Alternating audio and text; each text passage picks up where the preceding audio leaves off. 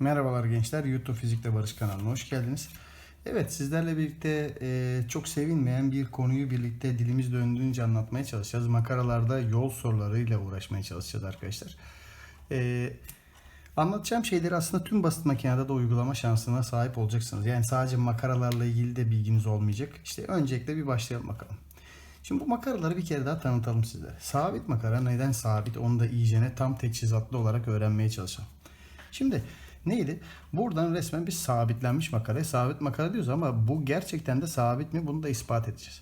Şimdi biz ne biliyoruz? Şu ip F ise şu ip de F değil mi? Aynı ipteki. Ve ne oluyor? Bakın bir tane F kuvveti, bir tane P yükünü taşıyor mu arkadaşlar? Evet. Şimdi basit makinelerde bir özellik var ki onu da asla kafanızdan çıkartmayın. Şimdi ne prensibiyle çalışıyorduk biz? F çarpı X prensibi, yani iş prensibi. Yani F'lerin yanındakiler ne aslında bizden anlattığı şeyler? Yollar arkadaşlar. Yani burada ne yapıyoruz? Bir tane kuvvet bir tane yükü taşıyor değil mi? Yükünüzün değerinin 2P olması da önemli değil. Bu konuda da uyarayım sizi. Buraya 2P yazmanız önemli değil. Bir tane yükü taşıyorsun. Şimdi sen bu ipi eğer ki H kadar aşağıya çekersen. Bakın F'i H mı çektim? O zaman P'yi ne yapacaksın? Aynı sayı. O zaman o da H gelecektir değil mi? Ve işte daha henüz neden sabit olduğunu tanışamadık. Şimdi tanışma zamanı. Bir sistemde bir sistemde hem dönerek hem gitme hareketi varsa biraz sakatlık vardır. Size bir örnek vermeye çalışayım. Bakın parmağımı kaleme bağladığımızı düşünün. Ben parmağım kalemle diyelim bağlı bunlar. Ben kalemi X çekersem bu da X gidiyor. Fakat dönerek ilerleme hareketinde bir arıza vardır bakın. Ne gibi? Bakın parmağımla beraber dönerek gidiyor kalem. Bakın parmağımın aldığı yol başka bir şey. Kalemin gittiği mesafe başka bir şey oldu. Bu nereden kaynaklı acaba diyecek olursak işte olay şudur. Siz bir ipi H kadar çektiğiniz zaman aslında H bölü 2'si bunun dönme için kullanılırken H bölü 2'si öteleme, diğer bir ismi de ilerleme olarak kullanılıyor. O zaman bakın şimdi bu makaraya baktığınızda ne oluyor? Burası H yukarı çıkıyor. Aynen buna benzedi. Burası da H aşağı indi. Evet. Bakın şimdi bu H'ın iki tane görevi var. Nedir? H bölü 2'si döndürmek isterken H bölü 2'si bunu yukarı itiyor. Peki bu ipin görevi nedir? Bakın buradan çektiğiniz zaman ne yapacak? Böyle bir H bölü 2 inmek aşağıya doğru dönmek isteyecek. Bir de H bölü 2 de aşağıya itmek isteyecek. Şimdi uyanık olma zamanı. H bölü 2 aşağıyla H bölü 2 yukarı gittiği için ne oldu? Bu makara ne yukarı ne aşağı gider.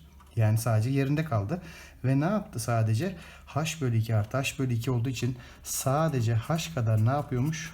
Olduğu yerde dönüyormuş arkadaşlar.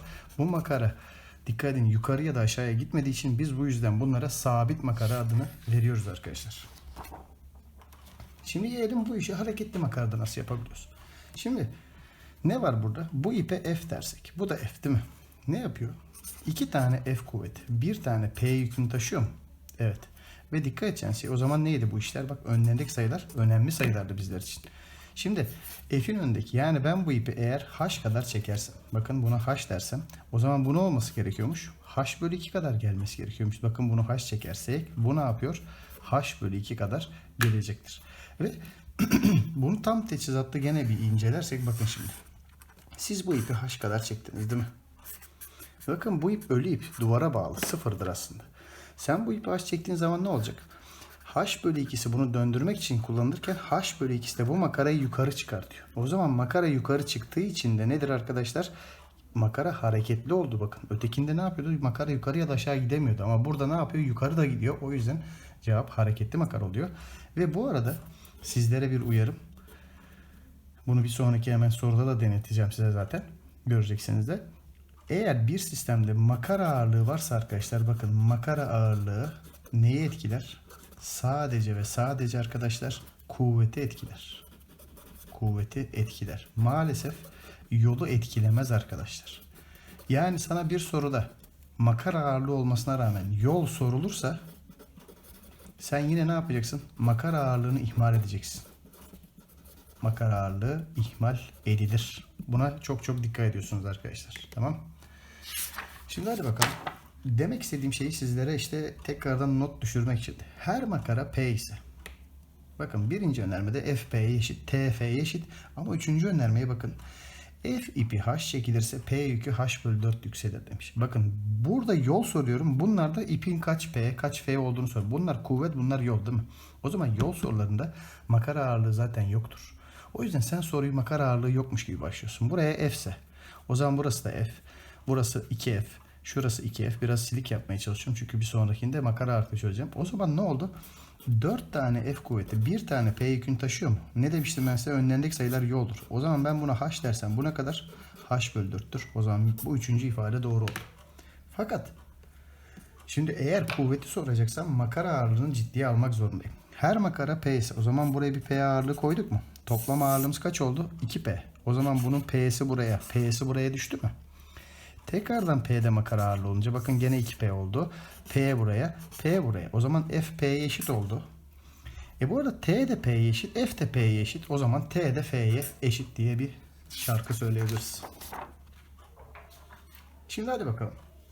Klasik biraz daha zorlamaya başlayalım. F ipi H çekilirse P kaç H yükselir? Bakın hemen cevap basit. Bu ip F ise bakın bu ip aynı ip değil mi? O zaman burası da F. Bakın burası da yine F mi? İsterseniz şu aynı ip olduğunu şöyle bir görün hemen. Bu arada makara ağırlığı olsa bile önemli değil. Yol soruluyor. F ise o zaman bu ip ne oldu? 2F. Bakın P'yi kim taşıyor? Bu ve bu. Yani 3 tane F, 1 tane P'yi taşıyor mu? Biz de biliyoruz F'in P bölü 3. Onu yazmayacaksın. Yol soruluyorsa önlerindeki sayılar önemlidir. F ipi eğer H çekildiyse P ne kadar gelecektir? H bölü 3 gelecektir. Bakın yine K cismi H kadar aşağı çekilirse L kaç H yükselir? K ve L'nin değerleriyle işimiz yok. Bakın başlıyor. Bu ip kimi taşıyor? K'yı. Bakın bu ip aynı ip değil mi? Bakın bu aynı iplerin kıymetini bilmeye çalışacağız. Bakın buraya kadar geliyor. O zaman başlıyorum. K, bu da K ipi, bu da K, bu da K. K ile K birleşince burası ne oldu? 2K. Burası da yine 2K ise ne oldu? 4 tane K, 1 tane L'yi taşıyor mu? Ne dedim ben size? Önlerindeki sayılar yollardır. K cismi H çekildiyse bakın 4'e H dediysem 1'e ne deriz? H bölü 4 deriz. Yine doğru orantıdan L'nin H bölü 4 yükseleceğini hemen söyleyebiliyoruz. Şimdi ne demiş? X cismi kaç H aşağı çekilirse Y ile yan yana gelir. Bakın bir sürü kargaşa var. Ne yapıyoruz? Bakın şu ip kim taşıyor? X. Bakın bu iple bu ip aynı ip değil mi? O zaman ben buraya da bir X diyebilirim. Bu X ile bu X'i bu taşıyınca burası 2X. Şurası da 2X. Aynı ip olunca bakın bunlar da 2X değil mi? 2 ile 2 birleşerek burası ne oldu? 4X. Şimdi bakıyorum. 5 tane X, 1 tane Y cismini taşıyor mu? O zaman önlerindeki sayılar yollardır değil mi? Şimdi H vermeyeyim. Burada H var. Ne yapacağım? Bu adam A kadar hareket ediyorsa bu adam ne kadar hareket edecek? 5A. Ve bunları ne yapacağız? Yan yana getireceğiz. Peki yan yana gelmek için X ne yapıyormuş? X 5A aşağıya inecek. Değil mi? Y de A kadar yukarı çıkacak. Ve sonunda bunlar kavuşacaklar. Değil mi? Yani 6A eşittir H mıymış? A'nın anlamı ne kadarmış? Dolayısıyla H bölü 6'ymış. X kaç H çekilmişti? 5A. O zaman bunu çarpı 5 diyorum. O zaman ne oldu cevap? 5 bölü 6 H kadar aşağı çekilecekti ki o da Y'de yukarı çıksın. Aynı hizaya gelsin. Şimdi biraz döndürme ve öteleme hareketlerini daha böyle profesyonelce sorulara taşımaya çalışacağım. Önce ilk sayısal tercih ettim ki yineyi nasıl yaptığımızı bir görelim. Şimdi bir adam buradan bir ip 12 metre, buradan bir adam da 20 metre çekiyor. Bu durumda P kaç metre yükselir? A makarası da çevresi 2 metre ise hangi yönde kaç tur döner? Şimdi bakın. Siz bu ipi bu adam şöyle 12 metre yukarıya çekti mi? Bu adamsa 20 metre yukarıya çekti değil mi? Neydi?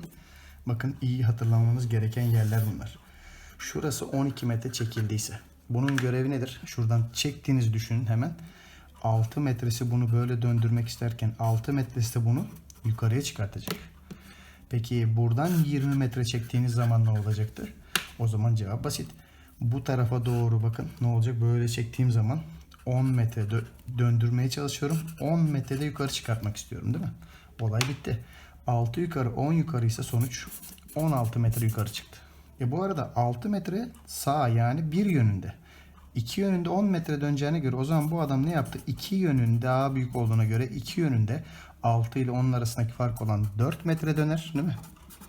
Bu arada dikkat edin. Çevresi bu adamın 2 metre değil miydi? O zaman ne yapar bu da? 2 tura karşılık gelecektir. 2 yönünde 2 tur atmıştır. Şimdi daha da güzelleştirelim bu işi. P kaç pi r hareket eder? K hangi yönde kaç tur döner? Bakın ne yapılıyor? Yukarıdaki sistem 2 tur döndürülüyor. Bu da 3 tur döndürmüş. Bakalım hemen şöyle bir operasyon. Şimdi burada çevrelere ihtiyacımız olabilir diye başlayalım. Bunun çevresi 2 pi r. Bununki de 2 pi r. Bununkisi ise 4 pi r değil mi?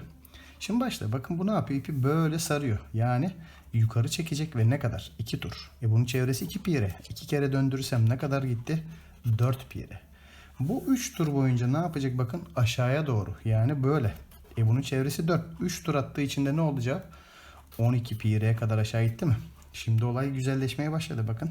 Şimdi buraya taşıyabiliriz bu işi. Ne yapıyoruz? Bu ipi 4 pi r yukarıya çekiyoruz ve buradaki ipi de 12 pi r aşağıya salıyoruz. Neydi kurallar? Hadi bakalım. 4'ün görevi ne? Buradan çektiğin zaman 2 pi r dönmek isterim. 2 pi r'de çıkmak isterim. 12 pi r böyle salınca ne oluyor? 6 pi r dönmek istiyorum. 6 pi r'de aşağıya salıyorum. O zaman ne oldu? Bakın 2 pi r yukarı, 6 pi r aşağıyasa o zaman 4 pi r aşağıya gidecektir. Peki hangi yönde kaç tur döndü diyoruz? Bakın 2 pi r bir yönde. Bu 6 pi r de aynı yönünde olunca bir yönünde kaç döndünüz? 8 pi r döndük değil mi? Bu adamın çevresi kaçtı? Bunun da çevresi 2 pi r. O zaman bunun neyi katı? 4 katıdır. O zaman 4 tur karşılık gelecektir. Evet. Benzeyen bir soru. Her iki sistemde birer tur dönerse hx ve hy'nin yükselmeleri. Bakın. Önce başlayalım. Herkesin çevresi lazım olabilir diye başlayalım. Bu 2 pi r. Bu 4 pi r. Buraya gel. Bu 2 pi r. Burası bakın 4 r. 2 pi 4 r'den 8 pi r yaptı mı? Şimdi başlayalım bakın. Şimdi bakın bu böyle bir tur atınca ne yapacak? Burası bir anda bunu 4 pi r'ye kadar yukarı çekti mi? Bu ip peki ne olacak? Dikkat etmeniz gerekiyor. Bu bunun neresine bağlı? Merkezine bağlı. Bakın sağına bağlı olsa sararsın. Soluna bağlı olsa salarsın. Ortaya bağlı olunca bu ip hiç hareket etmez. Yani sıfırdı. O zaman bu sadece bunu 4 çekiyor. 4'ün görevi neydi? 2 pi r döndür. 2 pi r yukarıya çek dersek o zaman x'in yukarı çıkması ne kadarmış? 2 pi r. Peki sıra geldi y'ye. Bu bir tur atınca bakın şöyle saracak. O zaman burası yukarı ne kadar? 8 pi r. Bakın burası da eş merkezli olduğu için bu da böyle dönecek. Ne kadar? 2 pi r'ye kadar aşağıya saldı mı? 2 pi r'nin görevi ne? Pi r döndür. Pi r aşağıya sal. 8'in görevi 4 döndür. 4 yukarı çıkar. Sonuç 4 yukarı 1 aşağı 3 yukarı. O zaman arayacağımız cevapta ne oldu? 2 bölü 3 diye bulmuş olduk arkadaşlar. Madem bu dönme öteleme olayına girdik bari bu tekerlek dönerek ilerleme belasıyla. Az önce de bir örnek vermiştim. Parmağımı hatırlarsanız ne oluyordu? Ben parmağımı X hareket ettiriyorum ama tekerlek o kadar gelmedi. İşte bu belayla da tanıştıralım. Tekerlek dönerek ilerliyormuş. Ne kadar yükselecek bir turun sonucunda? Şimdi bir tur atınca bu buraya gelecek midir? Ne kadar yol aldı? 2 pi r kadar sağa itmiş oldu değil mi? Tamam. Bu arada bu ipte ne yapıyor? Bu dönerken de bunu da getirip bir güzel 2 pi r kadar da etrafına sarma yapacak mı? Yani hem gidecek 2 pi r hem saracak 2 pi r. O zaman bu cismin yukarı çıkma mesafesi ne kadar olmuştur? 4 pi r diye söyleyebiliriz arkadaşlar. Bakın biraz daha ileri gidelim. Tekerlek bir tur dönerek ilerlerse P yükü ne kadar yükselir? Bakın hemen şöyle bir tur attık. Ne oldu? Bu buraya gelecek mi? Ne kadar yol aldık? 4 pi r değil mi bunun çevresi? O zaman bir kere bu ipi kesin bir 4 pi r çektik. Bu arada içteki de bu bir tur dönünce bu da bir tur dönecek mi? Bakın bu da ipi alacak bir tur boyunca şöyle bir güzel etrafına saracak mı? Ne kadar sardık? 2 pi r sardık. 2 sardık 4 çektik. Sonuç bu adam ne yapacak? 6 pi r kadar yukarıya çıkmış olacak. Hadi bakalım bir tane daha. Böyle bir sistemde tekerlek bir tur dönerse. Bakın ne oldu? Bir tur döndü. Şuraya geldik mi? Ne kadar yol aldı? Dıştakinin çevresi kadar. 2 pi 4 r. Yani 2 pi 4 r'den kısaca 8 pi r gittik değil mi sağa? O zaman bu ipi 8 pi r sağa çektim. Bu arada işte iyi bakın. Şu bir tur dönünce bu da bir tur dönecek mi böyle? Bakın ipi buradan ne yapıyoruz bu sefer? Salıyoruz dikkat ederseniz. Ne kadar? Bunun çevresi kadar. Yani 2 pi r kadar salıyorum. 8 çektim. 2 ipi saldığıma göre o zaman P yükünü ne yapmış oluyoruz? 6 pi r kadar yukarıya taşımış olduk arkadaşlar. Evet arkadaşlar. Makaralarda bu dönme, öteleme belalarıyla çok karşılaşıyoruz. Biraz dilimiz döndüğünce anlatabildiğimiz örnekleri sizlere anlatmaya çalıştım. Umarım faydalı bir çalışma olur sizlere de. Sonraki çalışmalarımızda yine görüşmek üzere arkadaşlar. Hepiniz hoşça kalın.